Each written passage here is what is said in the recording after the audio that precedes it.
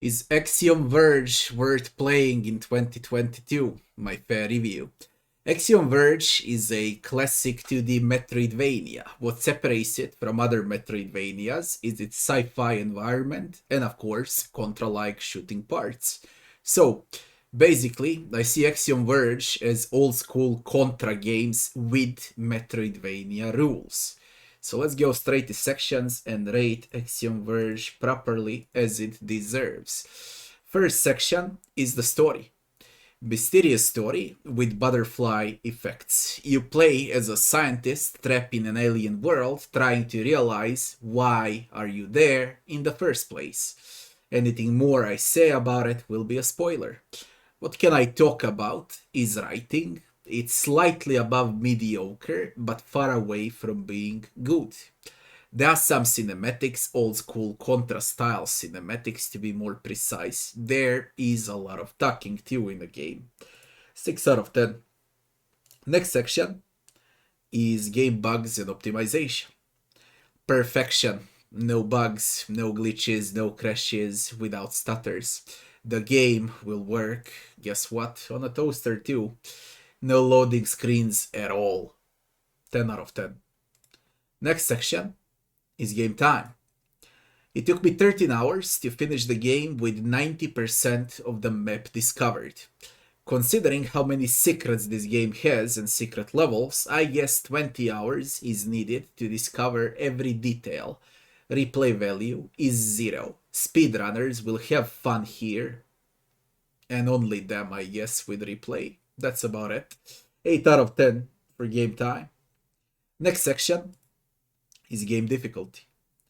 I played on hard difficulty, and this game offers only normal and hard difficulties, by the way. I died 59 times in total from enemies, jumping, and backtracking. I rarely died from bosses though. It offered challenge, but it failed with bosses. 8 out of 10 for difficulty. Next section is maps and graphics.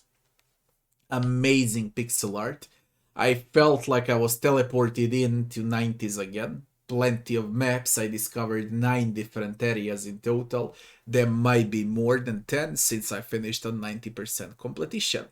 All colors were covered, but frankly, most of the areas look similar and futuristic, and the only thing that changes are the actual colors of the maps: yellow, green, blue, red, and so on. Minimap is there so you can only see where you are, alright? But you'll never be able to tell if you missed items and secrets if you don't check every wall there is with different spells and with your drone. And that takes a lot of time considering how many walls there are in this game. It's a big brick wall of a game. 8 out of 10 for maps and graphics. Next section is gameplay. What do you do in this game? You will TP, mega TP, jump, higher jump, shoot with tons of different weapons, discover secrets, fight bosses, and backtrack. Speaking about backtracking, I never seen a Metroidvania that demands so much backtracking in my life. This is not an easy game in terms of backtracking. It's mega easy to get stuck here, since there is no journal, and most of the time you just don't know where to go and what to do. Most of the areas will be blocked because you lack a specific skill to pass. For example, you lack a hook, or a TP, or a specific weapon, or a drone, and so on. Then you will realize that you wasted 10 minutes of your precious lifetime to backtrack an area that you can't access.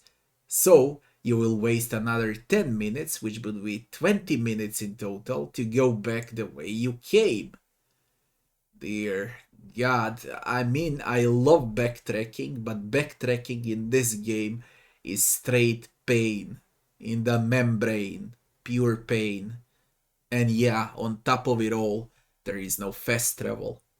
On one side I loved it, on the other side I hated it because it consumes my time in the wrong way. This game doesn't appreciate players' time that much, to be honest. 5 out of 10. Leveling and itemization is the next section. No experience gain and levels here, but there are tons of different weapons and skills to find and unlock. Simplistic at the start, sounds simple too, but once you're 10 hours in, you will realize you're using entire gamepad and all of its buttons in less than 2 seconds to pass in some specific areas. For what it's worth, I loved weapons and how unique and different they are. I was literally using every type of weapon in the game. 8 out of 10. Next section is NPCs and enemies.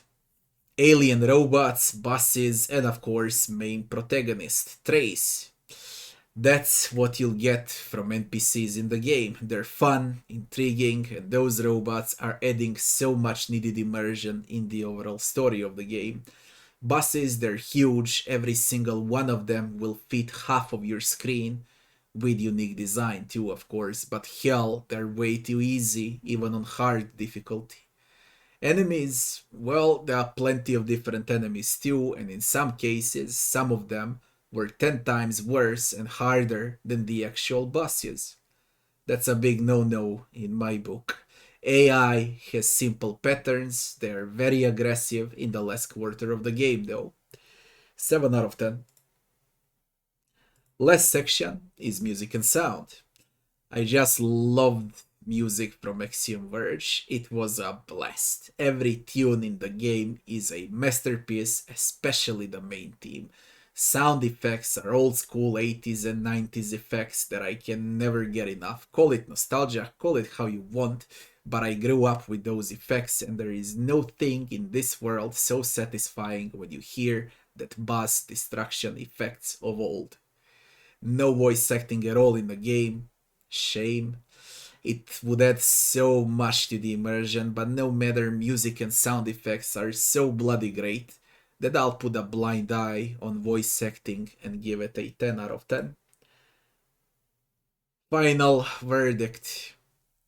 So we got 70 points in 9 sections, and that would be 7.7 out of 10 for Axiom Verge in 2022. Back 7 years back, 7 years ago, this was easily 8.5 out of 10 game, but right now for 2022, considering all of those other Metroidvanias, I just can't go above 7 out of 7. I really can't. 7 out of 10, excuse me. So what can I say? The game has soul, it has charm, it has true Metroid vibe. Metroid, I said, not Metroidvania, even though the game counts as Metroidvania.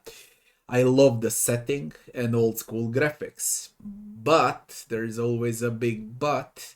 If you can cope with pointless time wasting backtracking and some questionable objectives and bosses, then look no further and play it.